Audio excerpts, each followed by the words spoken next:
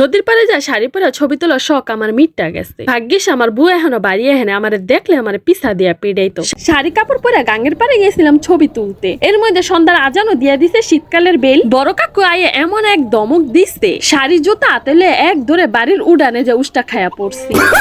Flashback. Hello everyone, আসসালামু আলাইকুম। একদিন শাড়ি কাপড় পরে গাঙ্গের পাড়ে যা ছবি তুলতে মন চাইছিল, হেকালে আবার বাড়িতে আসছিলাম। মোর বুড়ে আবার কইলাম, মোর বউ আবার থতমার উপরে না কইরা দিছে, রং ডঙে বাসো না শাড়ি কাপড় পরে গাঙ্গের পাড়ে যাবে কি গাঙ্গের কেদাবালি সব বাইতে আনার লাইগা। সেদিনই আবার আসছিল ভালোবাসা দিবস, কিন্তু কাপড় পরতে পারিনি। হেই আর কয়দিন পরে আবার মোর বউ হের বাহের বাড়ি যায়। হঠাৎ করে আবার হের বড় ভাই অসুস্থ হয়ে গেছে, তো এই সুযোগটা আবার মুই কামে লাগাইছি। কোটনাবরি তো আর বাড়িতে নাই, ডাক চেক করতো কেউ দিতার বনা, শাড়ি সিরা ফাইরা হালাইলো। শাড়ি কাপড় পরা শেষ, গাঙ্গের পাড়ে যাবো। হেকালে আবার বাড়ি আইছে মোর বড় হুবু।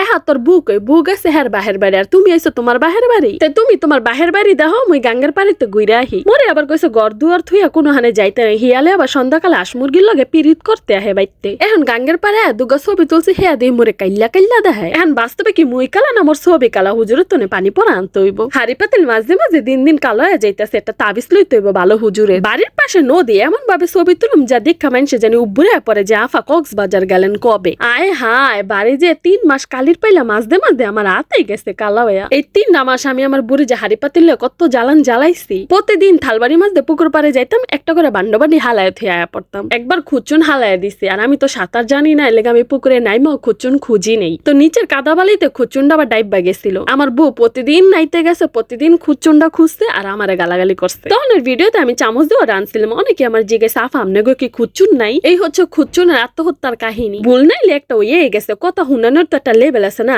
আমার বললে কথা হুনাই তাকে আওলাদারি কয়, ওরে সোবান আল্লাহ খাইছে খাইছে আমারে, একটা কাম ঠিক মতো করতে না। কটা থালবাড়ি দিতে গেছে, হেনো বেজাল বাজায় থইছে, খুচুন্ডা হালায় থে আয়া পড়ছে। মানে হ্যাঁ যে এমনি কইতো মনে হয় কি খুচুন্ডা আমি মনে আমার বয়ফ্রেন্ডে দিয়েছি। একটা কামও ঠিক মতো করতে পারে না, কোনো কামের হাও বাও বুঝে না। এ নিব কোন বেড়ায়? ভাতারের মা এক দুয়ার দিয়ে নিব, আরেক দূর দিয়ে দিয়া যাবে, এ আজীবন ঘরের খুঁড়ি হয়ে থাকবো। এ আসছিল আমার দাদির গালাগালি। হ্যাঁ কিন্তু আমার ভালো পায়, আমিও হ্যাঁ ভালো পাই, কিন্তু কথার বেলা কেউ কারে ছাড়ি না। নদীর পাড়ে ভিডিও করতে সবচেয়ে মজার একটা বিষয় কি ছিল জানেন? একে তো শীতের দিন, নদীর পাড়ে কোনো বাতাস নাই, নদীর পানি একটু লড়েও না, এত ঠান্ডা ছিল। তো অনেকক্ষণ ধরে দাঁড়ায় ছিলাম যে ঢেউর লগে একটা ভিডিও করবো। তো যখন চইলামও তখন একটা বালুর কারফু আইতাছিল। বালুর কারফু আপনারা চিনেন কিনা আমি জানি না, যেগুলো দিয়ে নদীতে ইট বালু টানা হয়, বড় কারফু গুলা। তো এটা যখন চলে গেল তখন ইচ্ছা মতো ঢেউ আইতাছে। তখন কিনারে দাঁড়াইলে মনে হয় কি যে একটু সমুদ্রের পাড়ে দাঁড়াইছি। তো আমার বাইজি কইতাছে, আন্টি শয়তানের বেডি, তুমি এই টলারের লেগা নদীর পাড়ে দাঁড়াইছিলা? এরপর সন্ধ্যার আজান দিয়ে দিছে, আমরা নদীর পাড়ের থেকে যাই না বাড়িতে। খাইগো বাড়ির রোমের থেকে বা আমার কাকা আমার চাস্তো ভাই আইতাছে, খালি দূরের থেকে কইছে ওহনে কেডারে।